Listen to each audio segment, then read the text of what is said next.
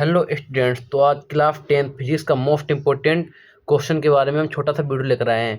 अगर आपने अभी तक फिजिक्स में कुछ नहीं पढ़ा है तो आप इस कुछ टॉपिक को पढ़ लीजिए, आपका अच्छे से काम हो जाएगा। ठीक है, जैसे प्रकाश का परावर्तन तथा अपवर्तन, ये ऐसे क्वेश्चन जो हर साल ही लगभग पूछे जाते हैं। तो अगर आप इनको अच्छे से पढ़ के जाएंगे तो आप अच्छे से पेपर कर पाएंगे। दूसरा है दर्पण तथा लेंस द्वारा प्रतिबिंबों का बनना। देखिए, दर्पण और लेंस द्वारा प्रतिबिंबों का बनना हर साल ही कम से कम 2 क्वेश्चन या 1 क्वेश्चन हर साल पूछे जाते हैं इससे। अब दर्पण तथा लेंस से संबंधित आंकिक प्रश्न जो आपके इससे रिलेट करते हुए न्यूमेरिकल्स होते हैं वो भी पूछे जाते हैं।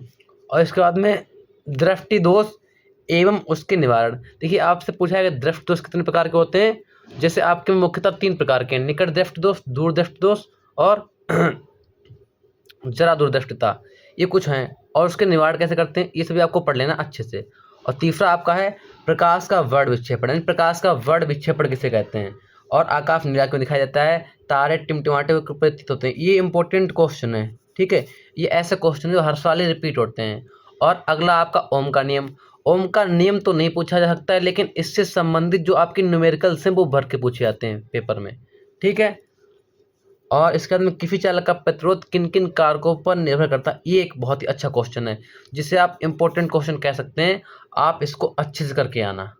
और R बराबर रो L बटे ए, इस फॉर्मूले से रिलेटेड आपके MCQ क्वेश्चन बनेंगे जो 1 या 2 नंबर के होंगे।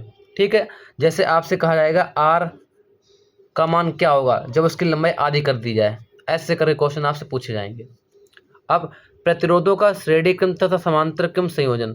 जो प्रतिरोध हैं उनका श्रेणी क्रम और समांतर क्रम संयोजन पूछा जाएगा। उसका निगमन यानी उसको सिद्ध करना पड़ेगा आपको, और इससे रिलेट करते हुए आपके आंकिक प्रश्न भी पूछे जाएंगे। अभी most most most important question है ये आपका। मोस्ट इंपॉर्टेंट बोल देंगे हम, जितनी बार मोस्ट लगाएं कम है, क्योंकि हर साल ही पूछा जाता है। घरेलू विद्युत परिपथ, ये क्वेश्चन आपका हर साल पूछा जाता है, तो ये बहुत ही इंपॉर्टेंट है आपके लिए। इसके बाद में 1 किलोवाट घंटा से आपका आंकिक प्रश्न पूछा जाता है। एक KW बराबर क्या होता है, 62 गुणे घंटा गुणे दिन बटे 1000 वाला फॉर्मूला लगता है आपका। ठीक है, इसके बाद में फ्लेमिंग के दाएं हाथ और बाएं हाथ का नियम, ये थोड़ा इंपॉर्टेंट है।